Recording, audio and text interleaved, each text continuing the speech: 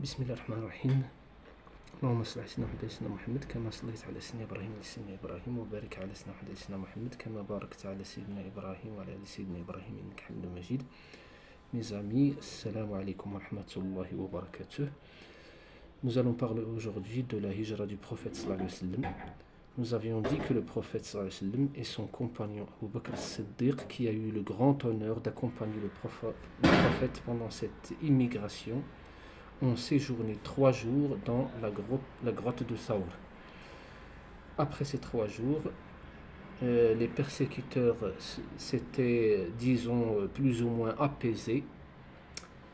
Le prophète et Abu Bakr as-Siddiq ont quitté la grotte pour aller rencontrer Abdullah ibn Urayqit. Alors, Abdullah ibn Urayqit, cet homme-là, était un bon connaisseur du désert et de ses chemins, des points d'eau, sources, puits ou bien, etc. Il connaissait les routes les moins fréquentées et les deux, Abu Bakr as-Siddiq et le prophète sallallahu alayhi wa sallam, l'avaient engagé pour qu'il les guide vers Yathrib par un chemin plus sûr que le chemin connu, le chemin des caravanes que les caravanes suivaient pour aller se rendre au commerce. C'était un homme de confiance, Abdullah ibn Urayqit. Il ne les a pas trahis ni dénoncés, malgré l'alléchante prime proposée par les idolâtres de la Mecque. Alors, nous avions dit que Quraysh avait donné pour prime 100 chameaux ou dromadaires à quiconque mène à la capture d'Abu Bakr as-Siddiq ou du prophète sallallahu alayhi wa sallam, 100 chameaux ou dromadaires pour chacun d'entre eux, chacun des deux. Alors j'ouvre là une parenthèse pour signaler une chose, c'est que les dispositions de bonté, de fidélité, d'honnêteté, de courage, de bravoure, d'hospitalité, de générosité, en termes plus généraux, les vertus ne sont pas spécifiques à telle religion, telle race ou telle ethnie. On en trouve partout, là où il y a des gens, on trouve ces vertus-là chez certains gens. Et il y a une vision qui tend à classer toutes les vertus d'un côté. Chez nous sommes bons, on s'attribue toutes les vertus, toutes les bonnes qualités, et à classer toutes les tares de l'autre côté chez les autres. Cette vision-là du monde ne mène qu'à la haine, puis à la catastrophe. Et pour l'Occident, il a fallu 2 catastrophiques guerre mondiale pour que les Occidentaux comprennent cela. Enfin, pour ceux qui l'ont compris, car de nos jours, on voit émerger et évoluer et s'étendre des pensées racistes semblables à celles des nazis en Europe, en Amérique et aussi ailleurs. Si je dis cela, c'est parce que ce Abdullah ibn Urayqit n'était pas musulman. Et comme on l'a dit, il n'a pas songé à dénoncer le prophète. Et il faut le reconnaître, cela est vertueux. Et d'ailleurs, le but de l'éducation, de l'action du prophète sallallahu alayhi wa sallam et de l'éducation qu'il a fait à ses compagnons, c'était de mettre en valeur les vertus qui sont chez chacun d'entre eux et d'essayer de cultiver d'autres vertus qui sont plus ou moins absentes chez ce tel ou tel compagnon. Et aussi bien sûr d'essayer de ne pas de dissimuler les mauvaises dispositions de chacun d'entre eux, parce que chacun d'entre nous a des vices qu'il faut combattre. C'est ça le but de l'éducation islamique. Alors je ferme la parenthèse et je reviens à notre sujet. Alors je disais que Abdullah ibn Urayqit n'a pas dénoncé le prophète sallallahu alayhi wa sallam, et pendant ce voyage-là, se sont produits quelques miracles. On cite notamment la très maigre brebis de Ma'bad al-Khuzaiya que le prophète sallallahu alayhi wa sallam a pu traire assez abondamment pour se nourrir lui et ses compagnons,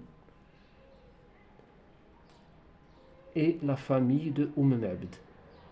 Aussi ce qui est arrivé, on cite aussi ce qui est arrivé à Suraqa ibn Malik al-Madliji. C'est le seul persécuteur, celui-là c'est le seul persécuteur qui a pu les suivre et s'approcher considérablement d'eux.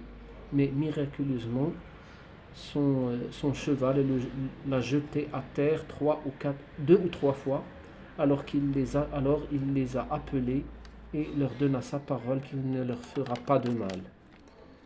Il a alors pu se rapprocher d'eux et discuter avec eux, et enfin il leur a promis de détourner de ce chemin tout persécuteur qu'il rencontrera. Ce Suraqa a tenu parole lui aussi, et c'est ainsi qu'il était au début de la journée un persécuteur et enfin un bon gardien pour eux. Alors il disait à tous ceux qu'il a rencontrés, allez chercher ailleurs, car sur cette route-là, je l'ai déjà parcouru et vous n'y trouverez rien. Alors le prophète sallallahu alayhi wa sallam est enfin arrivé à Quba. C'est une qui est à quelques lieues de Médine. Il a séjourné à Quba 3 jours, fait construire la mosquée de Quba, la première mosquée de l'islam, et Ali ibn Abi Talib l'a rattrapé à Quba, après avoir livré aux Mecquois leurs biens qui étaient chez le prophète sallallahu alayhi wa sallam. Ensuite, les Banu al-Najjar, un clan de Yatrib, sont venus à Quba, armés de leurs sabres, et avec eux, le prophète et sa compagnie sont parvenus à leur asile à Yatrib. Yatrib a été alors nommé Al-Madina, c'est le prophète sallallahu alayhi wa sallam qui lui a donné ce nom-là, Al-Madina. En français, on dit Médine. Ce sera le début d'une nouvelle époque de la vie du prophète sallallahu alayhi wa sallam qui va commencer. Alors, la route de la Mecque vers Médine, c'est à peu près 500 km dans le désert de la région du Hijaz, cette région-là, à l'ouest de la péninsule arabique. On l'appelle le Hijaz. C'est proche de la mer Rouge.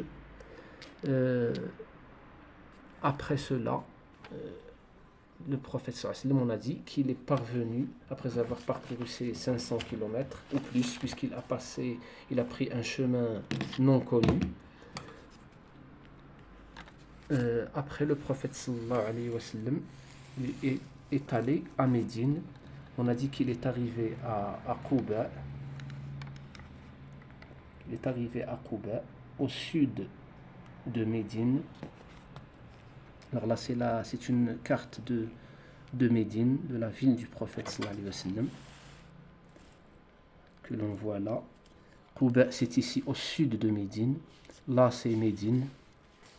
Il y avait à Médine 3 tribus juives qui vivaient là, les Banu Qaynuqa, ici ce sont les Banu Qaynuqa, les Banu Qurayda ici, et les Banu Nadir ici. Alors, d'autres tribus arabes des Haus vivaient là, des Banu Haritha, Banu Abd al-Ashhal, les Banu Dhufr. On voit que Médine est entourée de reliefs.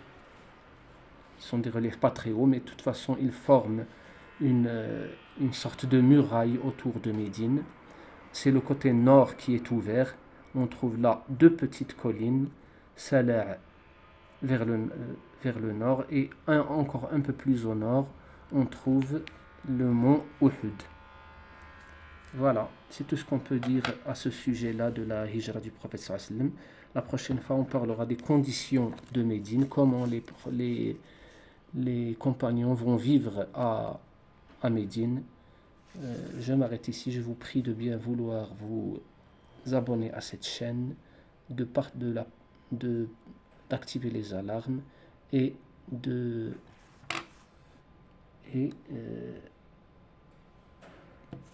de nous aider par un like. Merci à tous. Salam alaikum wa rahmatullahi wa barakatuh.